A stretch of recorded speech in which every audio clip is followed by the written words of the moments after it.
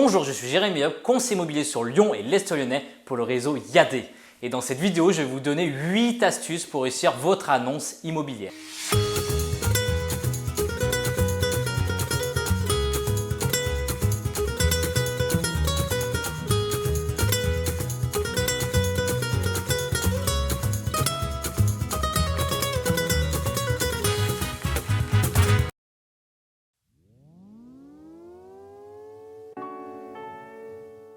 C'est la toute première chose que les futurs visiteurs voient de votre annonce. Donc en tant que bon vendeur, il faut que votre titre soit accrocheur. Il faut aussi qu'il situe tout de suite le futur acquéreur. Cela permet déjà de dégrossir avant que quelqu'un clique sur votre annonce.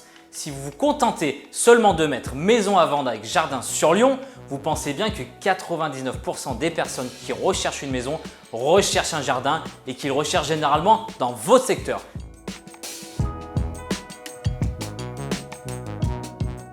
Pour créer un début de rencontre, il vous faudra séduire à distance votre acquéreur. Attention cependant, votre orthographe doit être parfaite. Dans la description, ne dévoilez pas tous les atouts de votre bien, mais attention à ne pas indiquer les défauts de votre domicile.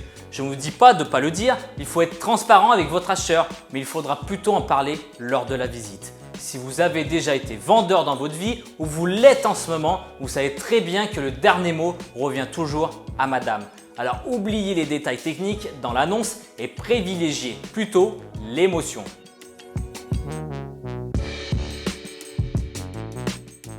N'écrivez aucune abréviation lorsque vous écrivez soit votre titre, soit la description. Et il y a deux raisons à cela. La première qui reste normale, tout le monde ne comprend pas certaines abréviations. On peut retrouver certaines abréviations dans certains métiers que personne ne comprend à part vous.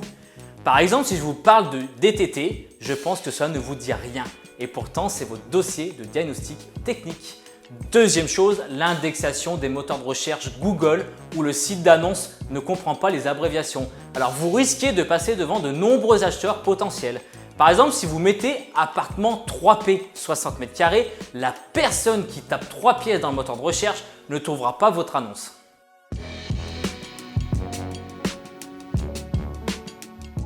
Après une superbe description de votre bien, il est temps maintenant de prendre plein de photos de votre bien et de sélectionner les meilleures. Il vous faudra par contre un bon appareil photo. Pas besoin d'acheter un appareil si vous n'en avez pas. Un bon smartphone fera l'affaire. Ne prenez aucune photo en contre-jour, encore une fois, rangez et dépersonnalisez votre domicile. Prenez des photos en mode grand angle et surtout éloignez-vous le plus possible dans votre pièce pour prendre la photo. Ça permet de créer de grands espaces.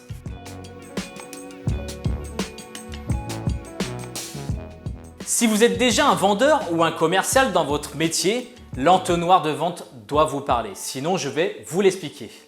Un entonnoir de vente, c'est une technique qui permet d'expliquer certaines choses au sens le plus large. Et après quelques moments passés avec la personne, on utilise les points faibles de celui-ci pour piquer sur le point sensible et c'est à ce moment précis que l'on explique les détails.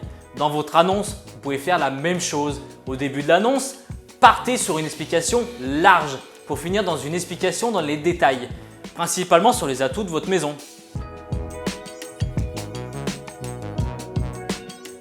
Nous sommes dans les plus belles années du numérique et du digital. Alors pourquoi vous n'utiliserez pas la vidéo pour séduire votre acheteur? Dites-vous bien que ce n'est pas la personne âgée du coin qui va acheter votre domicile, mais plutôt une jeune famille. Et qui dit jeune, dit forte sensibilité au digital et plus précisément à la vidéo.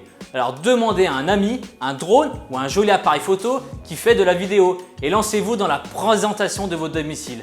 Faites une courte vidéo, ça suffit pour captiver la première approche de votre acheteur.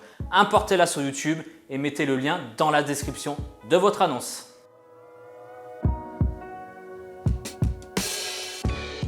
Une chose toute bête qui a son importance pour l'acquéreur, géolocalisez votre bien sur Google Maps. Cela permettra directement au futur acquéreur de voir quel commerce, école, transport en commun ou les rues qui sont près de votre domicile.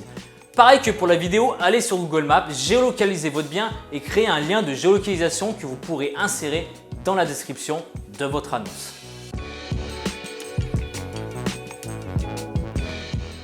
Et enfin, pour finir, comme je vous l'ai dit juste avant, n'allez pas prendre en photo la piscine toute verte ou votre terrain avec 3 mètres d'herbe à couper. Ne dites pas non plus que c'est du simple vitrage dans votre description. Il faudra par contre bien en parler et ne rien cacher lors de la visite.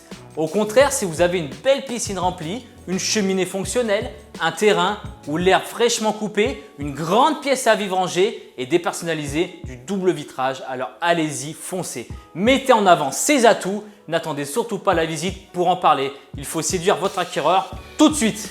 Par contre, si pour vous tout cela reste compliqué ou demande beaucoup de votre temps, je peux vous accompagner dans votre projet sur Lyon ou l'Est lyonnais. Je peux aussi vous faire un avis de valeur gratuitement. Alors contactez-moi, je me ferai un plaisir de discuter ensemble de votre projet. J'ai également le plaisir de vous offrir un e-book réservé à tous les vendeurs qui souhaitent être guidés dans leur démarche. Et en attendant de se rencontrer, je vous dis à bientôt dans ma prochaine vidéo. Bonne journée et ciao!